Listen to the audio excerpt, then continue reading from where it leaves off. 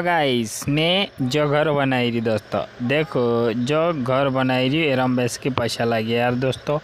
ती दोस्तों जो घर बनाई रही मैं ती कम से कम मारा पैसा लग जैसे 6-7 लाख रुपया। ती दोस्तों ती तुम देखो तुम भी ऐसा घर बनाओ जो ने दोस्तों। जो देखो हमें घर पूरा होने के बाद ऊपर मंदिर बनाओ ने, मतलब घर के ऊपर मंदिर काई के कोई तुम चो आमु तक मंदिर तीचो काम चल रही ती दोस्तों। हमें यहाँ कथो हमें जो देखो घर मारो पॉलिस्टर पूरा हो जो ती दोस्तों। जो ऊपर पूरा हो गया हमें नेचो नेचो अवी हमें करसुन ने दोस्तों।